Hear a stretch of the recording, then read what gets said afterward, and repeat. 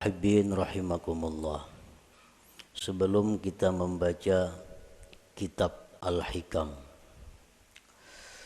terlebih dahulu kita mengenal bahwa kitab Al-Hikam ini dikarang atau disusun oleh seorang waliullah,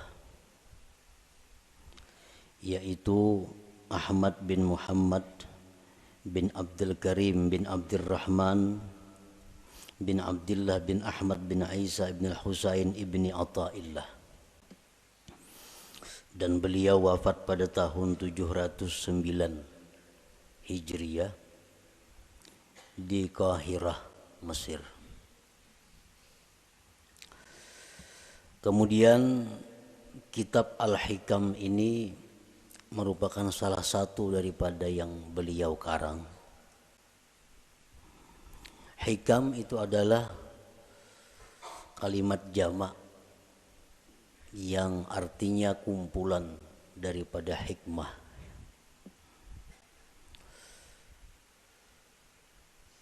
Syekh Muhammad Hayat As-Sindi mengatakan bahwa di dalam hikam itu ada 264 hikmah. 264 hikmah itu terkumpul di dalam satu kitab sehingga dinamai kitab itu adalah Al-Hikam. Nah, mengenai hitungan berapa hikmah yang ada di dalam kitab Al-Hikam itu bermacam-macam para ulama menghitungnya. Ada yang mengatakan jumlah hikmah yang ada di dalam hikam itu berjumlah 264. Ada yang mengatakan 275 dan ada yang mengatakan lain pada yang demikian. Sebagaimana para ulama tidak sama pendapatnya tentang menghitung jumlah ayat-ayat yang ada di dalam Al-Quran. Ada yang mengatakan 6.666, ada yang mengatakan lain daripada itu. Para muhibbin rahimakumullah, kemuliaan dan kehebatan kitab Al-Hikam ini sampai-sampai dikatakan oleh sebahagian ulama, lau jazatis salatu bi syai'in ghairal Qur'an la jazat bi Hikam ibni Athaillah. Andai kata di dalam sembahyang itu boleh kita membaca selain Al-Quran, waktu qiyam, waktu berdiri, itu kan hanya Quran yang kita baca, surat Fatihah dan surah yang lain. Andai kata boleh diganti dengan yang lain, niscaya kitab Hikam ini patut dijadikan penggantinya. Niscaya kitab Hikam ini boleh untuk dijadikan penggantinya. Kenapa demikian? Karena kehebatannya dalam lapas susunan kata-katanya dan makna-maknanya mengandung ilmu-ilmu yang bermanfaat bagi mereka yang membaca dan memahaminya.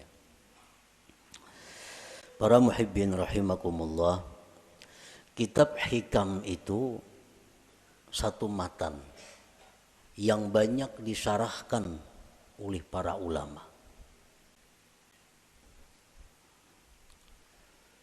Berpuluh-puluh macam kitab syarah Hikam. Intinya adalah menguraikan seluas-luasnya apa yang terkandung di dalam hikmah per hikmah yang ada di dalam kitab Hikam itu. Nah, oleh karena itu di dalam kesempatan kita membaca kitab Hikam ini, ulun kadang mengambil kepada satu kitab syarah Hikam tertentu. Jadi artinya kita membaca matannya, kemudian kita ambil dari beberapa syarah-syarah yang ada yang telah dikarang oleh para ulama itu. Para muhibbin rahimakumullah, al-hikmatul ula, hikmah yang pertama di dalam kitab Hikam, min alamatil i'timad 'alal amal nuqsanur raja inda wujudiz zalal. Nah, ini kalimat hikmah yang pertama di dalam kitab Hikam itu. Min alamatil i'timad 'alal amal nuqsanur raja inda wujudiz zalal. Artinya, sebagian daripada tanda berpegangnya seseorang dengan amal, berkurangnya mengharap rahmat Allah ketika adanya kesalahan pada dirinya.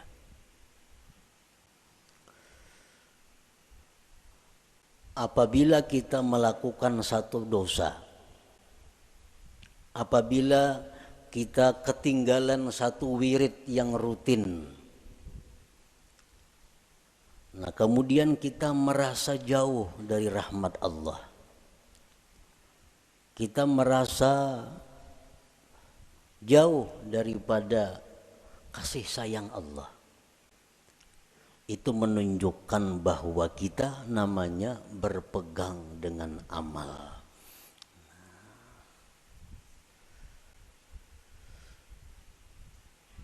Orang-orang yang mulia, orang-orang yang sudah mengenal lebih jauh tentang Allah Subhanahu wa ta'ala, dalam keadaan apapun mereka itu tidak berkurang harapnya kepada Allah.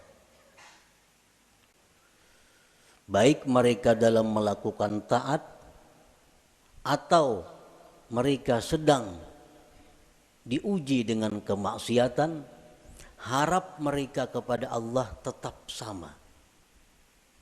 Kenapa sebabnya? Karena mereka tidak berpegang kepada amal. Mereka itu berpegang kepada rahmat Allah, berpegang kepada anugerah Allah Subhanahu wa ta'ala.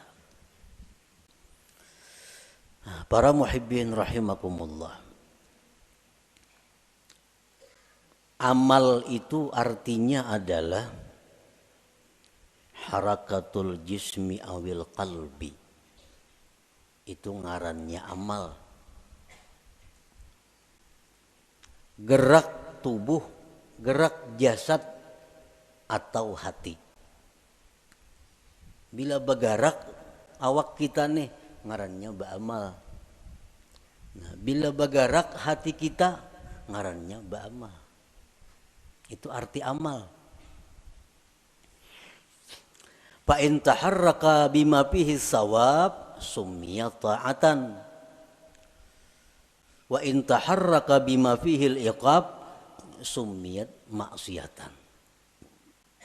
Apabila gerak badan kita atau gerak hati kita itu ada pahalanya, itu ngarannya taat. Apabila gerak badan atau hati kita itu mengakibatkan kita disiksa, ngarannya maksiat. Jadi maksiat itu beramal juga. Mau kuat badan itu beramal jar. Orangnya penjudi. Kawah jadi padahal kan pak amalnya. Karena amal itu artinya gerak badan atau gerak hati. Bila bapahala ngarannya taat, bila maksiat ngaran, bilanya disiksa ngarannya maksiat. Itu arti amal. Para muhibbin rahimakumullah, kemudian yang kita fokuskan perhatian kita adalah amal yang mendatangkan sawab, pahala atau taat. Kita tinggalkan amal yang mendatangkan siksa, yaitu maksiat. Nah, amal taat ini ada 3. Amal taat itu ada 3. Pertama ada amal syariat ngarannya. Yang kedua ada amal tarikat. Yang ketiga ada amal hakikat. Ini ketiga-tiganya adalah taat. Ketiga-tiganya adalah taat. Baik amal kita ini syariat, baik amal kita ini tarikat, atau amal kita itu hakikat, itu sama-sama mendatangkan pahala.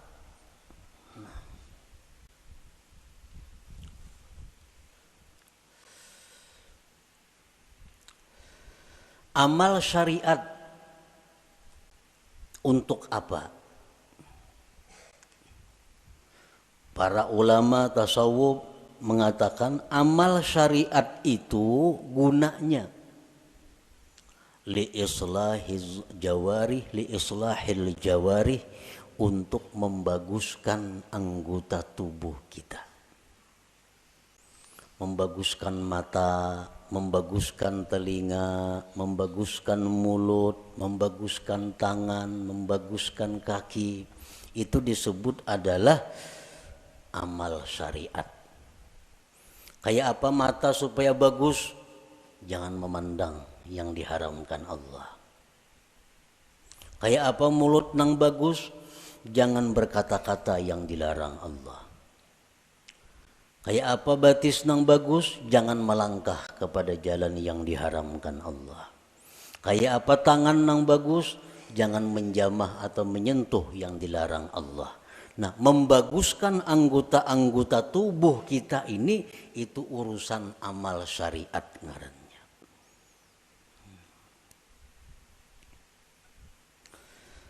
Wa amalut tariqah li islahil qulub. Sedangkan amal tarikat itu untuk membaguskan hati.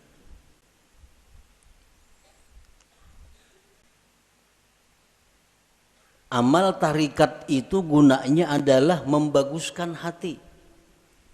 Kayak apa supaya hati jangan sombong, itu urusan amal tarikat yang membaguskan. Kayak apa hati supaya jangan ria, itu amal tarikat yang membaguskan. Kayak apa hati supaya jangan dengki, itu urusan amal tarikat yang mengurusnya. Nah, jadi amal tarikat itu adalah gunanya untuk membaguskan hati. Wa amalul hakikah li islahil arwah, sedangkan amal hakikat itu untuk membaguskan arwah. Membaguskan roh. Kayak apa roh kita ini supaya bagus? Roh nang bagus tuh nang kayak apa? Roh nang bagus tuh roh yang mengenal Allah. Roh yang bagus, roh yang mengenal Allah. Nah, kayak apa supaya roh kita ini bisa mengenal Allah? Itu urusan amal hakikat nang maaturnya. Urusan amal hakikat nang menuntunnya kepada demikian itu. Nah, jadi kita 3 amal yang perlu kita laksanakan. 1, amal syariat supaya zahir tubuh kita ini bagus. Yang kedua, amal tarikat itu kemudian dilaksanakan supaya hati kita bagus. Dan yang ketiga, amal hakikat kita lakukan agar roh kita ini bagus. Nah, para muhibbin rahimakumullah. Amal syariat fungsinya untuk membaguskan anggota tubuh.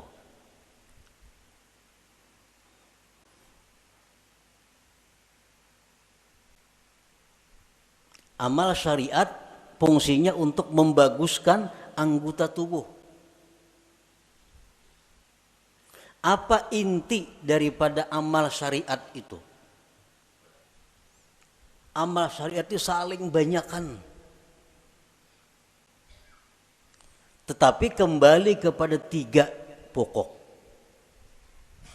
3 pokok inilah yang disebut dengan amal syariat. Pertama, tobat. Nah, pertama tobat.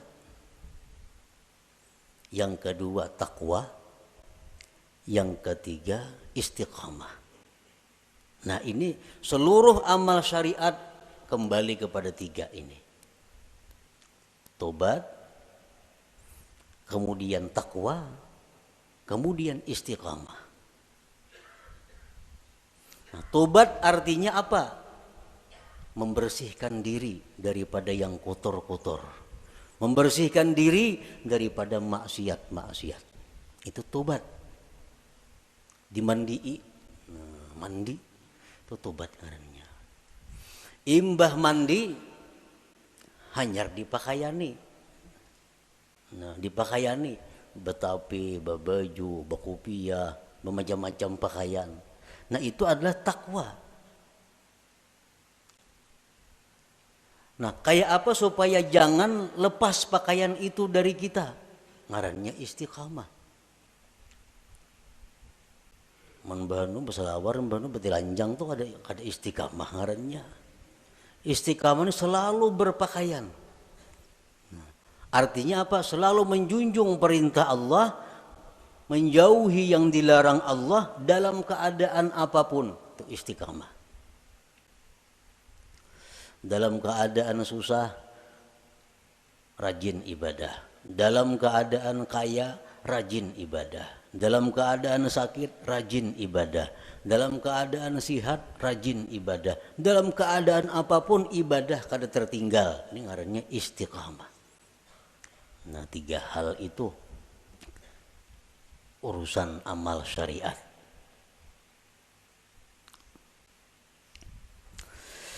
Nah, kemudian amal tarikat. Banyak banget tarikat itu amalannya. Tetapi intinya kembali kepada tiga. Supaya hati kita ini bagus. Pertama, ikhlas. Ikhlas. Yang kedua, sidik. Yang ketiga, tumakninah. Nah, ini intinya. Seluruh amal tarikat buliknya kenang tiga ini. Bila yang tiga ini bisa kita laksanakan, maka kita sudah mempunyai amal tarikat ngarannya. Berarti sudah punya hati yang bagus. Pertama, ikhlas. Nah, yang kedua, sidik. Setiap orang sidik pasti ikhlas. Orang ikhlas belum tentu sidik. Jadi sidik itu lebih tinggi kedudukannya daripada ikhlas.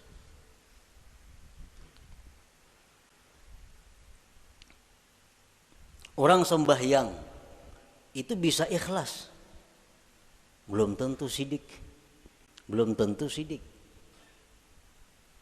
Buktinya apa? Belum tentu sidik. Seringkali kita mengucap dalam sembahyang itu Bismillahirrahmanirrahim, mulut kita, tapi hati kita di manakah? Hati kita di rumah. Itu kada jujur ngarannya. Kalau orang yang jujur mulutnya Bismillahirrahmanirrahim, hatinya Bismillahirrahmanirrahim. Nah, jadi kedudukan sidik lebih tinggi daripada ikhlas. Nah, yang ketiga, tumakninah. Tumakninah itu artinya tentramnya hati dengan Allah. Tentramnya inya itu lawan Allah nang tentram.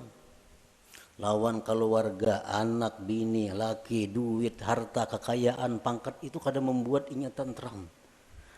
Tapi begitu mengingat Allah, hatinya tentram. Nah, ini tumakninah. Ini urusan tarikat. Urusan tarikat. Jadi kalau orang sudah lulus dalam tarikat itu pasti tentram dengan Allah.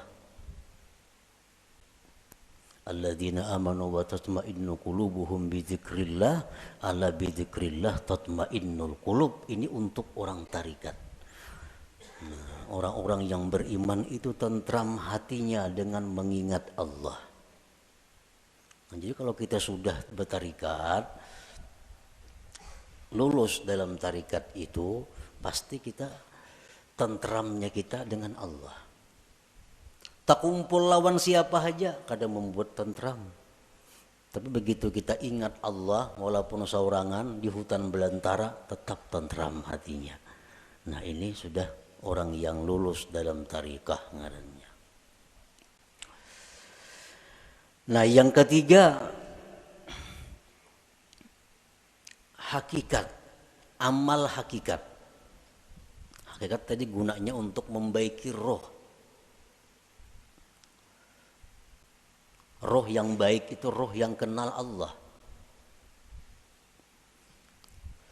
Nah, kayak apa roh kita ini supaya kenal Allah? Itu urusan amal hakikat, pekerjaan hakikat.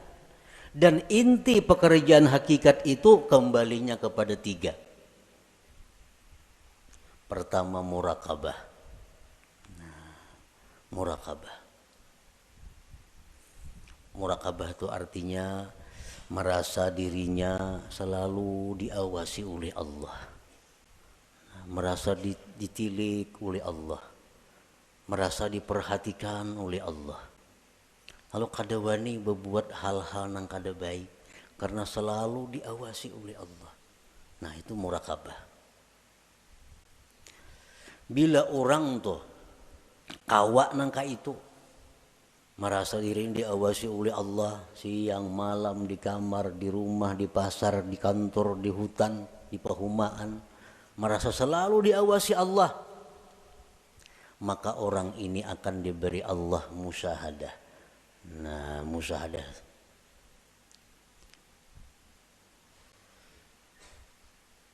Bila orang itu sudah musyahadah lawan Allah, ngarannya ma'rifat lawan Tuhan. Jadi amal hakikat ini tiga, murakabah, musyahadah, ma'rifat. Itu amal hakikat ngarannya.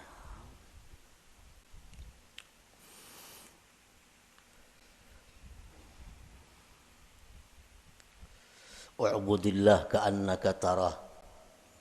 Beribadahlah kamu kepada Allah seolah-olah engkau itu melihat Allah. Nah, itu musyahadah. Beribadahlah engkau melihat Allah. Itu musyahadah ngarannya.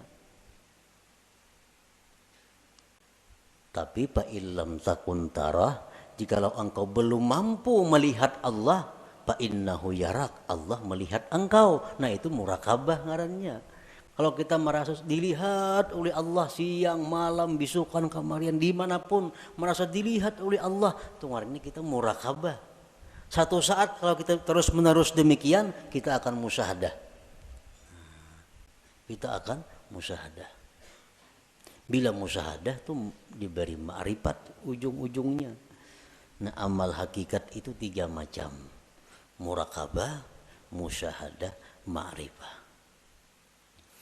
Nah, para muhibbin rahimakumullah. Jadi amal ada tiga.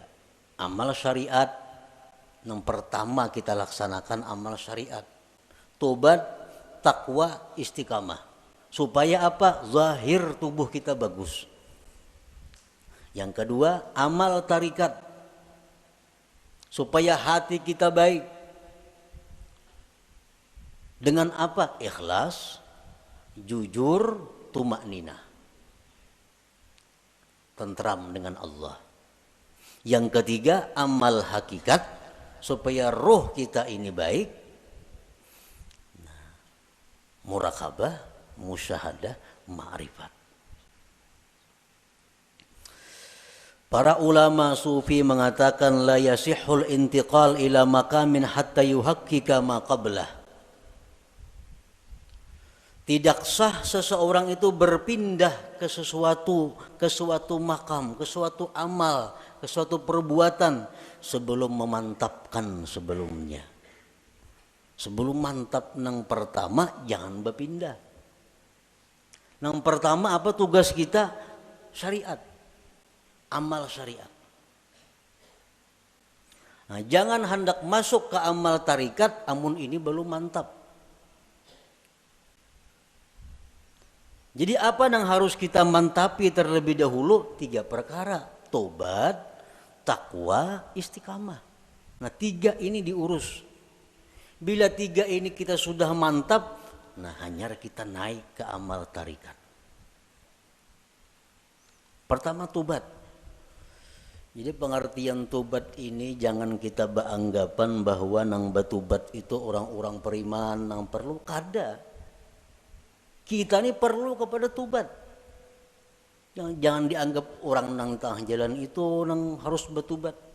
Jangan orang-orang nang kada karuan itu kita anggap inya perlu bertobat. Sebenarnya kita sendiri mesti selalu tobat. Kita tiap hari mesti tobat. Kita merasa kadang-kadang orang aja yang perlu bertobat, seorang kada perlu asa baik. Nah ini nang kada mau naik kelas. Umuran itu aja.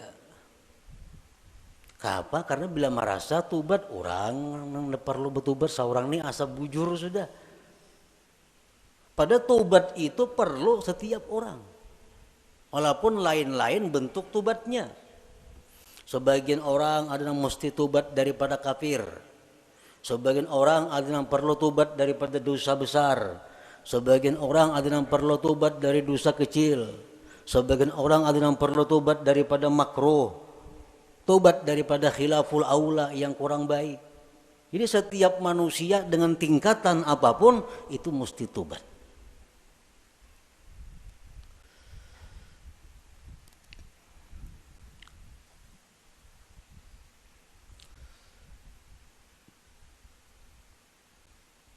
Nah kita sudahlah bertobat, sudah.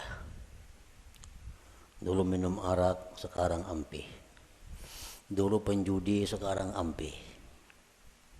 Tobat. Dulu ketujuh riba, sekarang ampih. Tobat. Dahulu suka zina, sekarang ampih, sudah tobat. Nah cuma tahukah kita tobat kita itu diterima atau kada? Nah, karena orang nang ampih itu belum tentu diterima.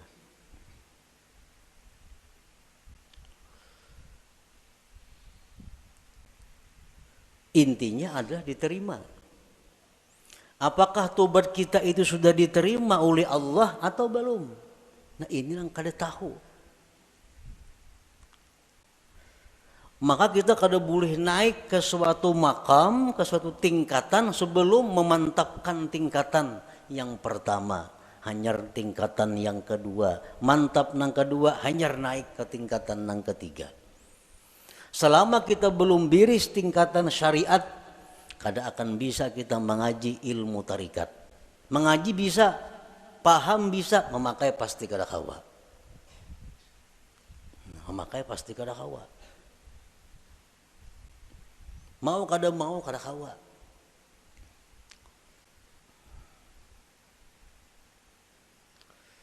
Tarikat belum biris, belum matang, belum selesai, kada akan bisa naik kepada hakikat. Maka dengan hakikat itulah kita bisa dapat kepada ma'rifat. Nah, jadi diibaratkan itu ma'rifat itu satu mutiara. Nah, mutiara, andaknya mutiara itu di dalam ruangan nang halus, muat awak. Ruangannya muat awak. Ruangan nang halus ini andaknya di sebuah kamar. Nah, kamar kawah jorong boleh membaandam. Dan kamar itu andaknya dalam sebuah rumah. Nah, rumah ini mau naik sepeda motor kawah aja rumah.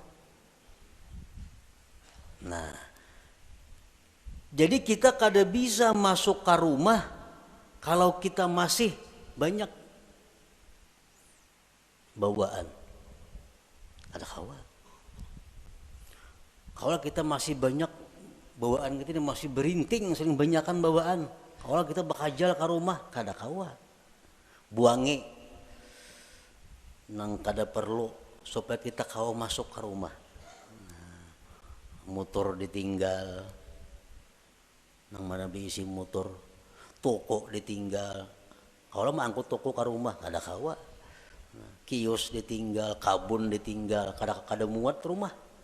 Nah, jadi nang kau masuk ke rumah hanya barang-barang tertentu. Nah, artinya apa? Syariat itu laksana rumah. Begitu kita masuk syariat, banyak nang kita tinggalkan.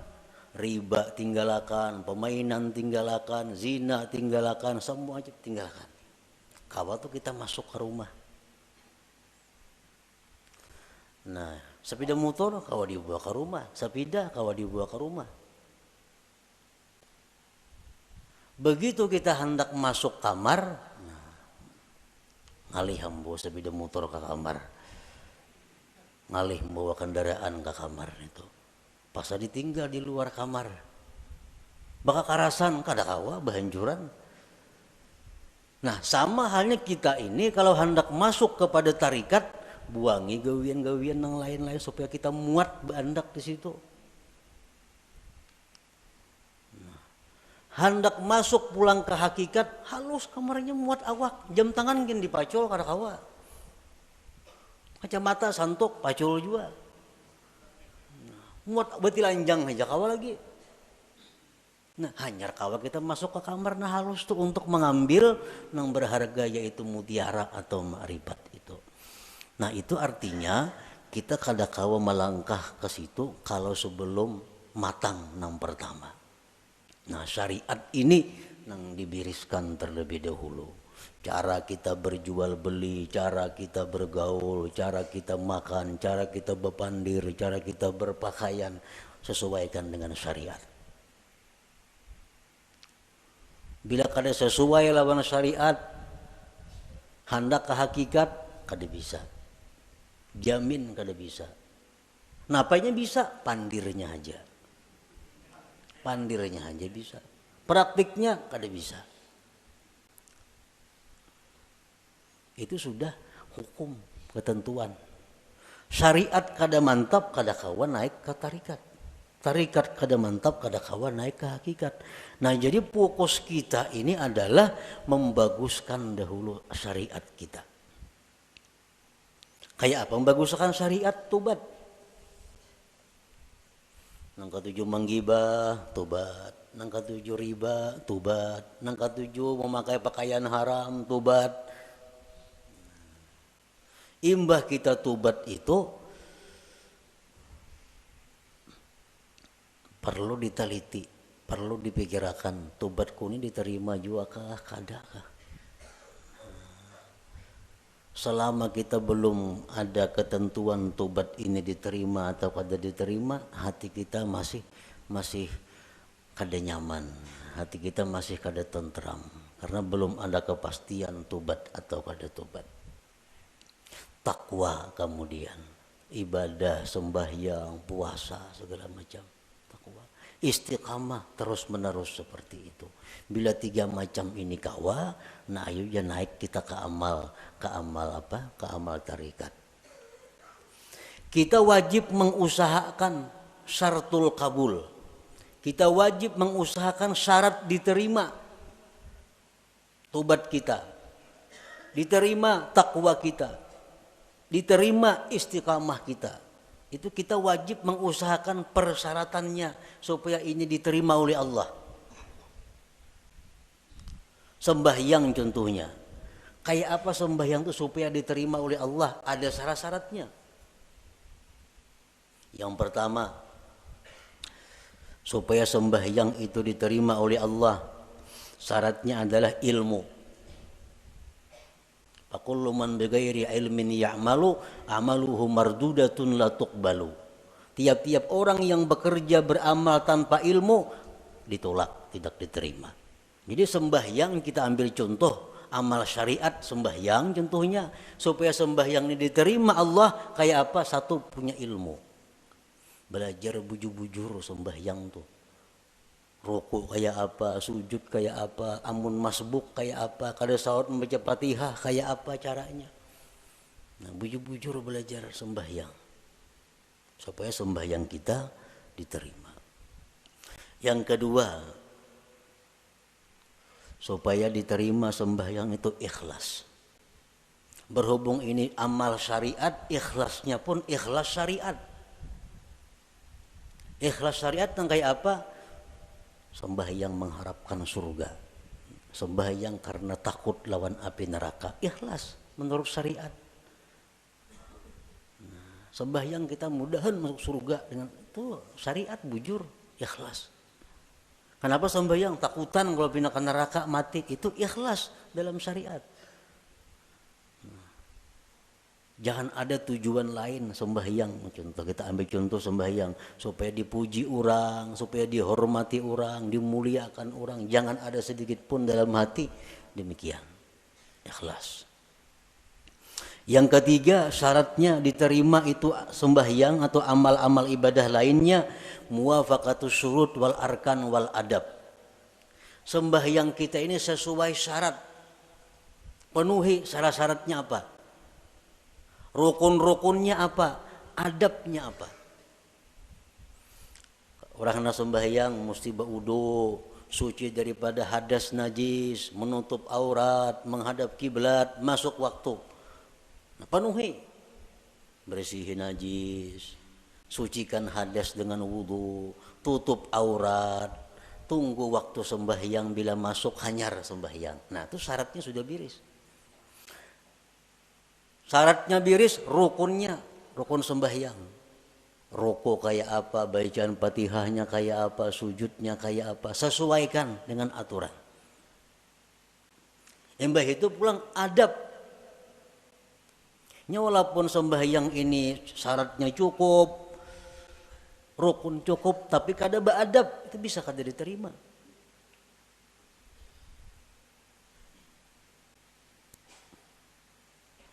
Sesuaikan adabnya. Contohnya contohnya sembahyang pakai pinggang. Allahu Akbar. Nah, baca pinggang. Ini lawan syarat kada bertentangan. Lawan rukun kada bertentangan. Tapi adab bertentangan. Allah kada menerima sembahyang kayak ini. Harap tinggi Tuhan sembahyang kayak itu. Allahu Akbar. Nah. Jadi adab sembahyang termasuk nang sunat-sunat dalam sembahyang dilaksanakan. Yang keempat, ada mubtilat wal mukrihat wal makruhat. Tidak ada yang membatalkan dan yang dibenci Allah. Sembahyang atau ibadah kadang-kadang membatalkan, kadang-kadang dibenci Tuhan. Kita gawi semua nang sunat, jauhi nang makruhnya. Yang kelima, al halal fi ma yata'allaqu bih. Halal pada sesuatu yang berhubungan dengannya. Nah, pada berhubungan, makan, minum untuk tenaga, pakaian, tempat. Itu mesti halal.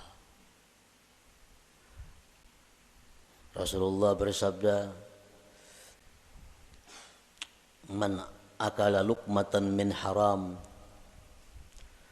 lam tuqbal minhu salatu arba'in laylah. Orang yang makan satu suap daripada makanan yang haram tidak diterima sembahyang 40 malam.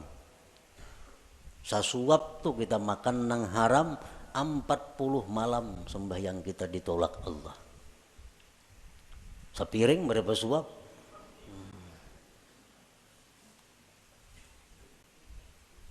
Nah, ini urusan amal syariat.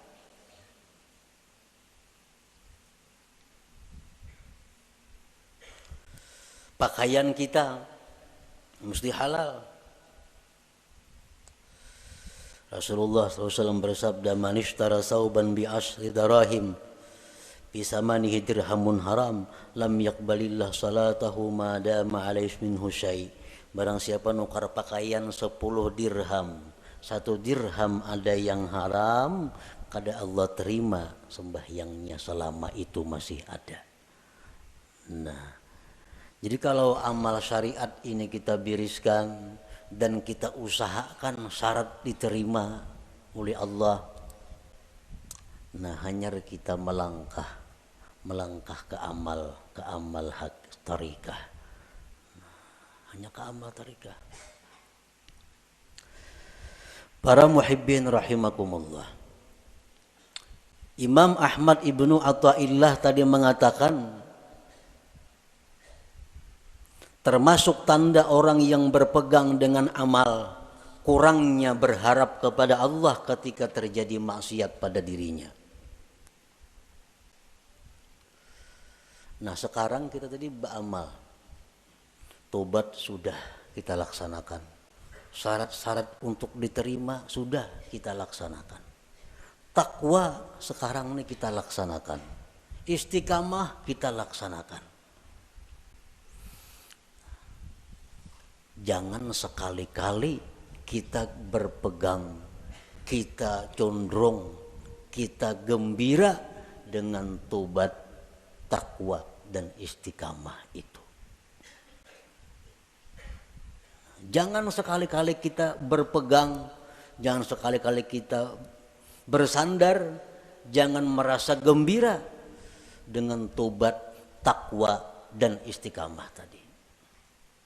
Kenapa sebabnya? Karena takwa, tobat, istiqamah itu bagian amal syariat tuh, itu kada akan bisa memasukkan kita ke dalam surga. Kada perlu kita gembira dengan itu. Lalu apa nang kita gembirakan, nang kita banggakan, nang kita gembirakan itu adalah rahmat Allah nang datang kepada kita sehingga kita bisa tobat, bisa takwa, bisa istiqamah. Nah, rahmat Allahnya ini nang kita gembirakan, bukan takwanya.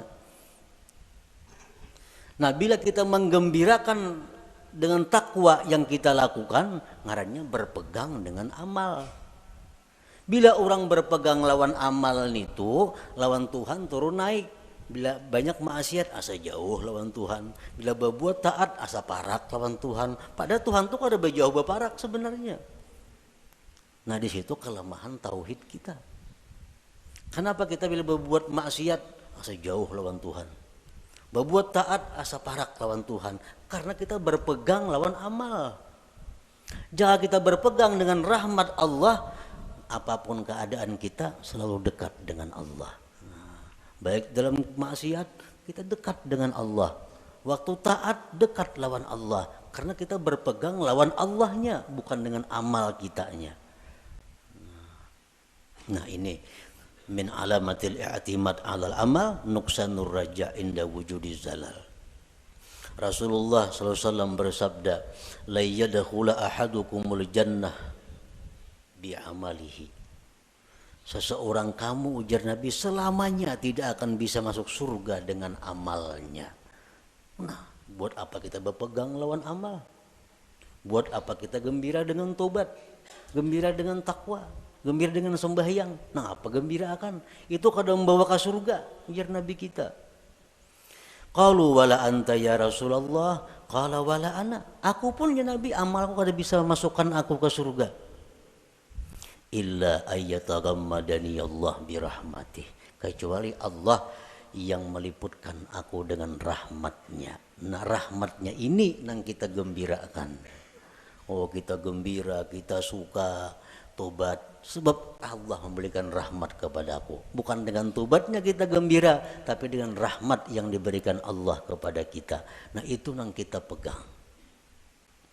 Bila kita memegang rahmat Allah, kita kada akan berubah dengan Allah dalam keadaan taat atau dalam keadaan maksiat. Nah inilah inti daripada yang dimaksud dalam hikmah yang pertama Imam Ahmad Ibnu Athaillah, min alamatil i'timad 'alal amal nuqsanur raja inda wujudiz zalal. Tanda orang yang berpegang dengan amal, kurang berharap, rasa jauh bila mana dia maksiat kepada Allah, padahal kada boleh itu. Jadi kita dalam taat dekat dengan Tuhan. Kita waktu maksiat pun jangan merasa jauh lawan Tuhan, tetap dekat dengan Tuhan. Karena maksiat taat itu adalah bagian daripada amal. Amal kada perlu kita pegang. Yang kita pegang adalah Allah, rahmatnya dan anugerahnya.